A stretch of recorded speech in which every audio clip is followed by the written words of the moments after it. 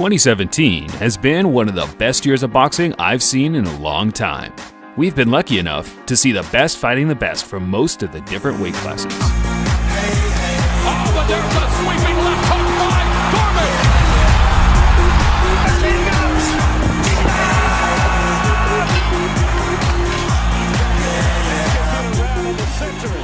The year kicked off with a high-level showdown between James DeGale and Badou Jack, which then led to other huge pound-for-pound battles between Joshua and Klitschko, Spence vs. Brook, Ward vs. Kovalev, Triple G vs. Canelo, and then most recently, the surprisingly one-sided Lomachenko vs. Rigondeaux. It's certainly been a year to remember, but who are the current top fighters in the pound-for-pound list? Let's get straight to number 10. Gucci gang, Louis gang, Fendi gang, Dolce gang, Sachi gang, Prada gang, lot of gangs. I don't really fuck with no brand names. Jordan about to go on a rampage. Errol Spence Jr. probably wouldn't have made the list if we were focusing exclusively on resumes. Despite only fighting once in 2017 though, the way he systematically broke down Kell Brook in May of earlier this year was a thing of beauty. And here comes Spence again. Errol Spence Jr. on the verge of the coronation. Kell Brook tottering all over the ring. He's going to be taken out here. Spence is a southpaw boxer currently competing in the welterweight division. We have learned from his previous few outings that he doesn't really have any noticeable flaws. He's an aggressive power puncher with fairly average hand speed, but it doesn't matter if it's a left or a right. When he goes downstairs, his opponents are hitting the canvas. Hopefully, we'll see Spence fight more actively in 2018, and he's making good progress as he is scheduled to fight Lamont Peterson on January 20th, a fight that not everyone is too pleased about. But Lamont isn't the type of fighter you can look past. He was the only man to ever outbox Amir Khan to win a decision, and he also gave Danny Garcia a serious run for his money in 2015. I bought a Rari just so I can go faster. Niggas trying to copy me, they plan catch a tournament. I might pull up in a ghost, no catch. Srisaket Sor Rungvisai has to be boxing's biggest breakout star of 2017. Not only did he defeat Ring Magazine's long-reigning pound-for-pound champ Ramon Gonzalez once, but he shut down all critics with a devastating KO in the rematch.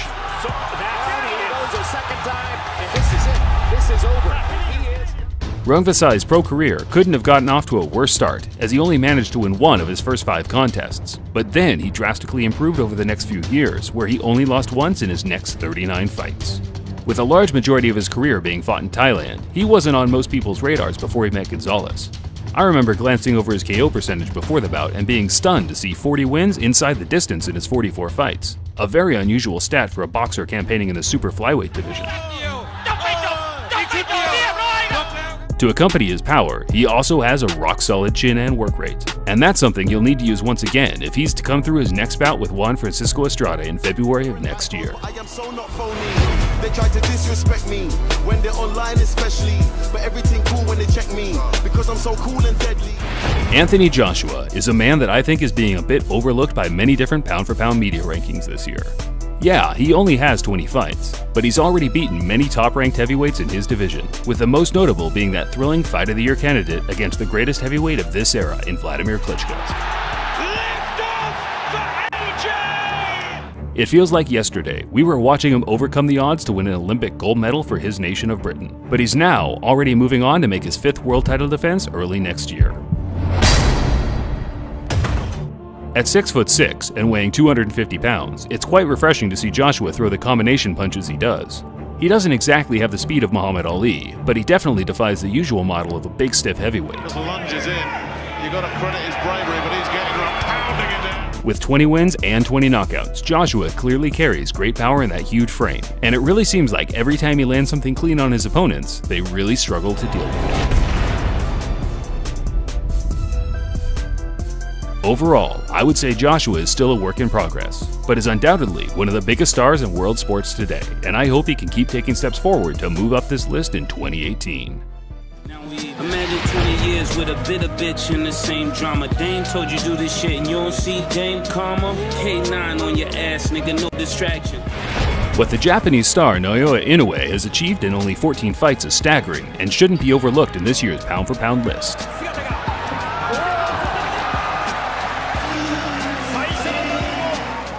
The 24-year-old super flyweight known as the Monster has already become a champion in 2 different weight divisions, And to be honest, he's probably good enough to win another 2 in the next couple of years.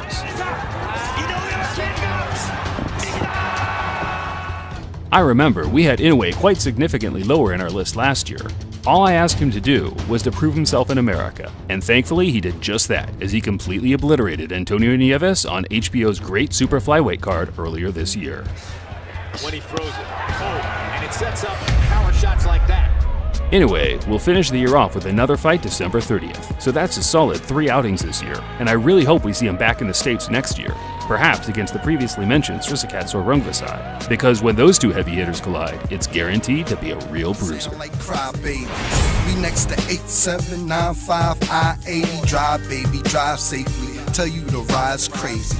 When Mikey Garcia defeated Juan Carlos Burgos in January of 2014, it started to feel like we might never see him return to the ring. That's an impressive display by Mikey Garcia. But 2.5 years later, back he came, with a more spiteful and ferocious style than ever.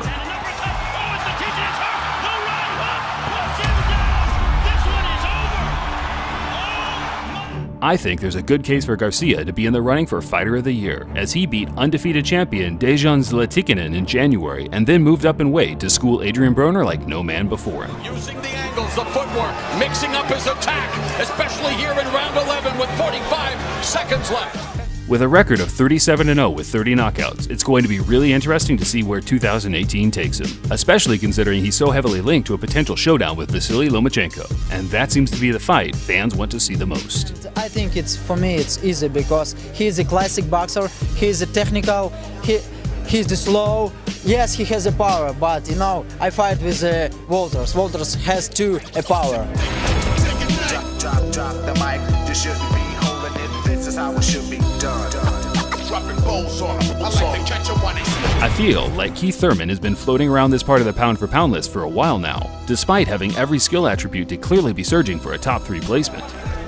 Oh, body shot there, body shot.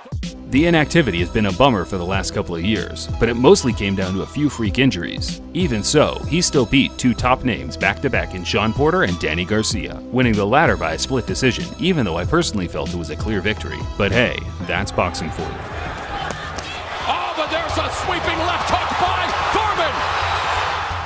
It might just be the right time for Thurman to change his nickname from one time to sometimes, as he isn't exactly showing the dangerous one-punch power he did in his come-up. But similar to Floyd Mayweather, he seems to be adapting his style to make sure he wins without taking too many risks.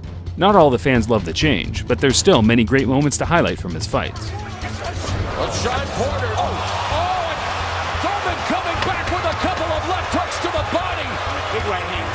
Fireworks at the end of the 3rd round. The standout skill sets in his locker are his amazing jab, swift footwork, and that thudding straight right that has the ability to put any current boxer on the canvas.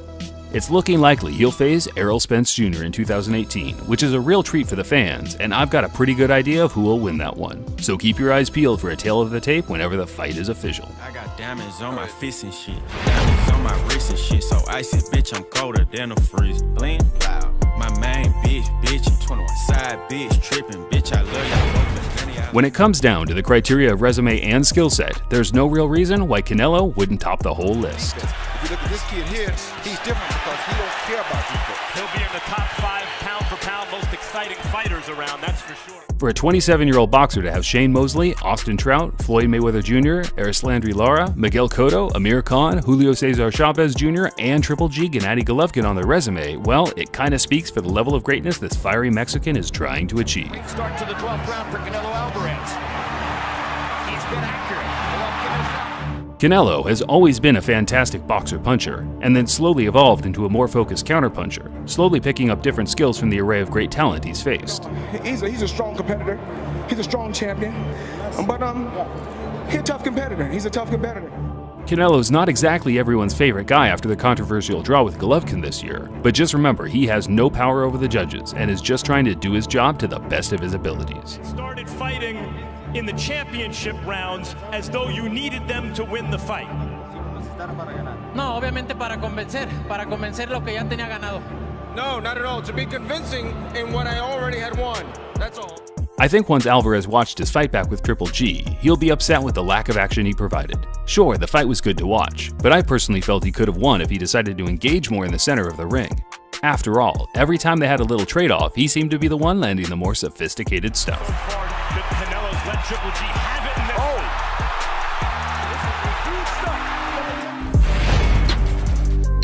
this I've been fucking hoes and popping pillies, man, I feel just like a rock star.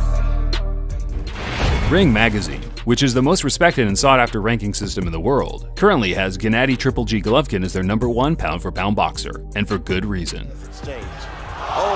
hard uppercut by Golovkin. Momentarily wobbled Rubio. Now he's got him pinned against the ropes. And see how he varies here. Predator at work. Down goes Rubio. Touch, touch, touch. It's pretty much been straight dominance for the 35-year-old Kazakh killer. 19 world title fights, 0 losses, and 17 knockouts. That's staggering, and I think it's fair to say he's proved himself as the greatest middleweight since the likes of Carlos Monzon and Marvin Hagler, or at least right up there with Bernard Hopkins. Those guys that know how to box, know how to use his jab, and use it effectively. He had one of the second or the first highest jab output in boxing. 2017 was also another great year for Triple G, as he fought against the #2 and 3 guys in his division, battling hard to defeat Danny Jacobs in March, and then getting a draw with longtime rival Saul Canelo Alvarez in September. Gennady steps back in and lands a hard right uppercut. It's hard to say how much longer we'll see Gennady competing, and I really don't think he's the same guy from a few years ago, but I think 2 more big fights in 2018 would be a great send-off to the man that, quite honestly, has been the most dominant boxer post-Floyd Mayweather after he beat Pacquiao in 2015. Let's go, let's do it, guys. Who is #1 right now? Just bring him, I show you. All my life I want money and power, respect my mind or die from last shout. I pray my dick get big as the Eiffel Tower. When Terence Crawford became the undisputed champion of the super lightweight division earlier this year, he asserted himself as a guaranteed top 3 pound-for-pound fighter.